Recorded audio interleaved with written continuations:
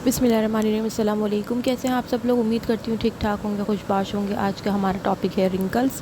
Wrinkles यानी कि झुर्रियाँ चेहरे पे पड़ना बहुत ज़्यादा एक कॉमन मसला हो गया है। तो सबसे पहले सवाल यही आता है कि रिंकल्स होते क्यों हैं। तो सबसे पहली वजह तो यही होती है कि आप ओवर एज हो चुके हैं लाइक आप 25 से ऊपर हो चुके हैं। तो 25 के बाद नॉर्मली ये बोला जाता है कि आप जो है रिंकल्स आना शुरू हो जाते हैं। ठीक है, इसकी सेकंड वजह भी ये भी हो सकती है कि आपको फेशियल एक्सप्रेशंस रिपीट करने की बहुत ज़्यादा आदत है। आप अपने कुछ फेशियल एक्सप्रेशन जो है बहुत ज़्यादा रिपीट करते हैं, जिसकी वजह से आपके रिंकल्स आना शुरू होते हैं। लेकिन like frowning, smiling, squeezing your eyes, इस तरह से। जो थर्ड है हमारे पास वो है अल्ट्रा वायलेट रेस। आप अगर एक्सपोजर बहुत ज़्यादा करते हैं, आपका धूप में निकलना बहुत ज़्यादा है, तो वो जो अल्ट्रा वायलेट या यूवी रेज़ कहलाती हैं, वो रेज़ आपके चेहरे पर पड़कर आपके बॉडी पर पड़कर एजिंग के जो प्रोसेस होता है उसको बहुत ज़्यादा स्पीड अप कर देती हैं, जिसकी वजह से आपके जो नॉर्मल तरीके से जो एजिंग होनी होती है वो स्पीड अप होकर अर्ली रिंकलिंग की तरफ चली जाती है।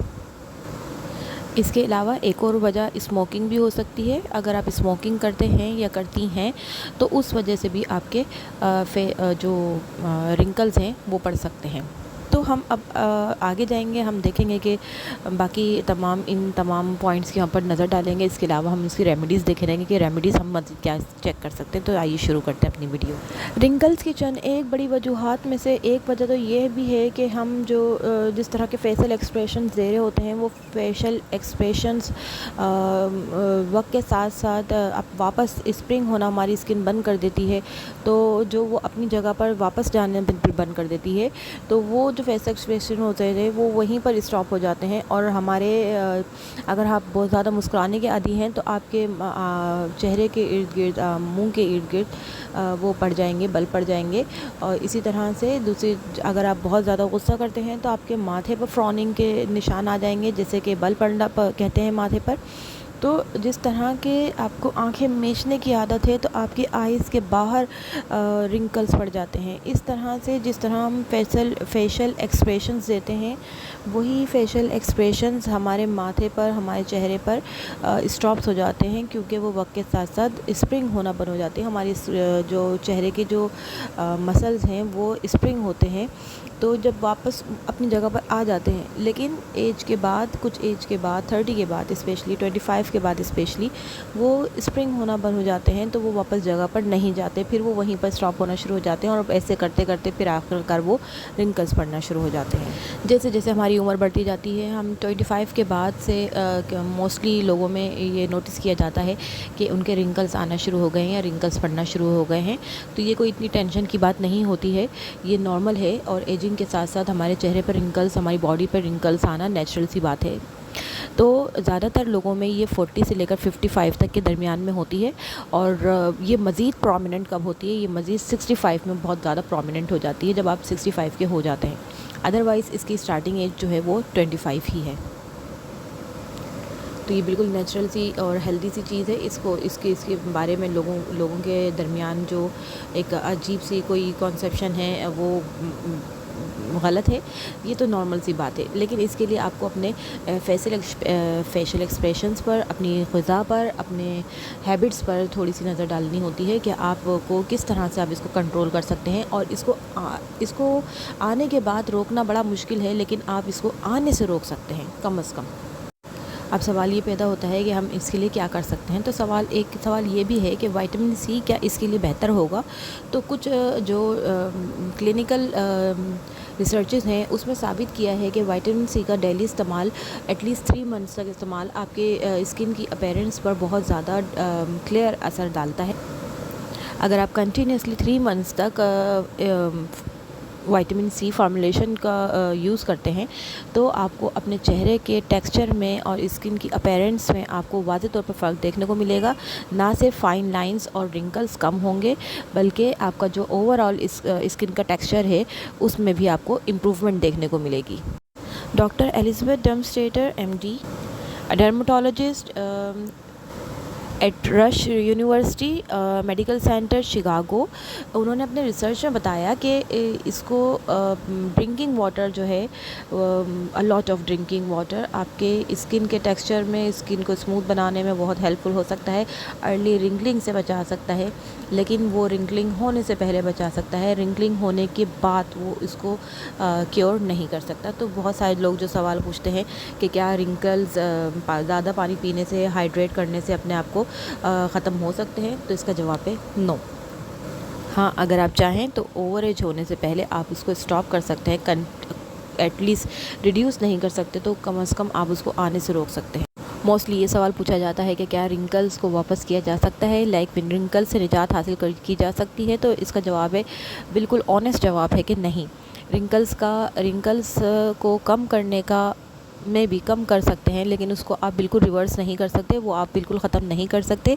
रिंकल्स को आप जिस तरह की भी आप रेमेडीज़ ले लें या जिस तरह का भी आप ट्रीटमेंट्स ले लें, उन सब में यही होता है कि रिंकल्स को रिड्यूस किया जा सकता है, बिल्कुल ही कम नहीं किया जा सकता, ख़त्म नहीं किया जा सकता।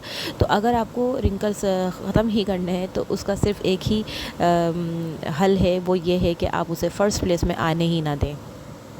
विटामिन सी के साथ साथ 2 ऑयल ऐसे हैं जो बेस्ट ऑयल्स हैं, आप उनको रेगुलर अपने यूज़ में रख कर ना सिर्फ रिंकल्स को रिड्यूस कर सकते हैं, बल्कि अपने स्किन को, टेक्सचर को बहुत ज़्यादा बेहतर बना सकते हैं, जो आपकी स्किन के टेक्सचर को बहुत ज़्यादा हेल्दी कर देगा। तो पहला ऑयल है कोकोनट ऑयल। इसका लाजमी आपने डेली मसाज अपने रखना है अपनी हैबिट में, ताकि इसका जो कोलाजन प्रोसेस है वो आपके स्किन को बहुत ज़्यादा स्मूथ कर देता है और सिल्की कर देता है। इसके अलावा वो हेल्दी आपको लुक देता है। इसके अलावा वो आपके रिंकल्स को रिड्यूस करने में बहुत ज़्यादा हेल्पफुल होता है। दूसरा ऑयल है फ्रैंकिनसेंस ऑयल, जो कि लोबान का तेल कहा जाता है। तो वो ऑयल भी आपके स्किन के टेक्सचर को स्मूथ करने में, बेहतरीन बनाने में और इसके अलावा आपके रिंकल्स को रिड्यूस करने में और कम करने में बहुत ज़्यादा हेल्पफुल होता है। ख़त्म नहीं करेगा, लेकिन एटलीस्ट कम ज़रूर कर देगा और बहुत ज़्यादा हेल्पफुल होता है स्किन के टेक्सचर को खूबसूरत बनाने में और बहुत शाइनी और रेडिएंट बनाने में। तो ये दोनों ऑयल्स हैं, अगर आप अपने डेली यूज़ में रखना चाहें या ऐसे प्रोडक्ट यूज़ करें जिसके अंदर ये कम से कम ये ऑयल्स मौजूद हों, ताकि वो आपको रिंकलिंग से, अर्ली रिंकलिंग से और आफ्टर रिंकलिंग मज़ीद रिंकलिंग बढ़ने से बचा सके। नेक्स्ट क्वेश्चन हमारा ये हो सकता है कि वो कौन से फूड्स हैं, वो कौन सी ग़िज़ा है जो हमें रिंकलिंग की तरफ धकेल देती है। तो सबसे पहला नाम जो आता है वो है डोनट्स का और पेस्ट्रीज़ का, यानी कि शुगरी आइटम्स का। ये बहुत ज़्यादा हार्मफुल हैं आपकी स्किन के टेक्सचर के लिए। सेकंड है fatty meets like saturated foods. तो ये तमाम चीज़ें हैं जो आपको आपकी रिंकलिंग्स की तरफ और अर्ली रिंकलिंग की तरफ धकेल देती हैं। तो इन चीज़ों से आपने बचना चाहिए। ये कम से कम अपनी ग़िज़ा में इसको नॉर्मल तरीके से यूज़ करना चाहिए, एक्सेस नहीं करना चाहिए। नेक्स्ट क्वेश्चन हमारा ये हो सकता है कि वो कौन से फूड हैं कि जो आपको एंटी एजिंग से बचा सकते हैं, रिंकलिंग से बचा सकते हैं। तो सबसे पहला नाम आता है रेड बेल पेपर का, क्योंकि ये एंटीऑक्सीडेंट से लोडेड होती है और ये आपको अर्ली एजिंग से बचाती है और आफ्टर एजिंग ये आपको इसके एजिंग के नुकसानात से भी बचाती है। इसके अलावा papaya, avocado, blueberries, spinach, nuts, broccoli, ये सब भी बहुत बेनिफिशियल हैं। Pomegranate oil, rosemary oil, lavender oil, frankincense oil, coconut oils, rose oil, ये तमाम ऑयल्स ऐसे हैं जो आपको एजिंग से बचाते हैं और आपको रिंकलिंग से, अर्ली रिंकलिंग से या आफ्टर रिंकलिंग को रिड्यूस करने के लिए बहुत हेल्पफुल साबित होते हैं और स्किन को भी रेडिएंट और टेक्सचर को स्मूथ करते हैं। इसके अलावा अगर हम अननेचुरल तरीक़ों की बात करें तो उसमें जो ट्रीटमेंट्स हैं उसके अंदर आप forming creams, skin forming creams यानी कि स्किन टाइटनिंग क्रीम्स यूज़ कर सकते हैं। इसके अलावा आप बोटॉक्स इंजेक्शंस यूज़ कर सकते हैं, जिससे आपके जो रिंकल्स हैं वो रिड्यूस हो जाते हैं। इसके अलावा कॉस्मेटिक प्रोसीजर है, यानी कि कॉस्मेटिक सर्जरी भी करवा सकते हैं आप। तो ये तमाम तरीके हैं जो कि हाईली पेड होते हैं, तो जिस तरह से आप अफोर्ड कर सकें, नेचुरल और अननेचुरल। इसके अलावा अर्ली रिंकलिंग से या अपनी नॉर्मल एज में रिंकलिंग से बचने के लिए आपने ज़्यादा से ज़्यादा पानी पीना है, अपने आप को हाइड्रेट रखना है। इसके अलावा आपने ऑयल से मसाज करना है, जेंटली मसाज करना है, आपने ज़्यादा रबिंग नहीं करनी अपने फेस पर। इसके अलावा आपने इसको यूवी रेज से बचाना है। इसके अलावा आपको अपने फेशियल एक्सप्रेशंस पर कंट्रोल रखना है। ज़्यादा रिपीटेडली एक एक्सप्रेशन को ना करें और अपने चेहरे पर फ्रॉनिंग वगैरह ना करें आने दें। इसी तरह से आप अपने आप को रिंकलिंग से बचा सकते हैं और अपने आप को सेफ़ रख सकते हैं। उम्मीद है आज की वीडियो आप लोगों को पसंद आई होगी और आपके लिए बहुत बेनिफिशियल साबित हुई होगी, थोड़ी हेल्पफुल साबित हुई होगी। तो आप इन तमाम रेमेडीज़ पर अमल कीजिएगा और मुझे अपना फ़ीडबैक दीजिएगा कि आपको वीडियो कैसी लगी। मिलते हैं नेक्स्ट वीडियो में, तब तक के लिए अल्लाह हाफ़िज़।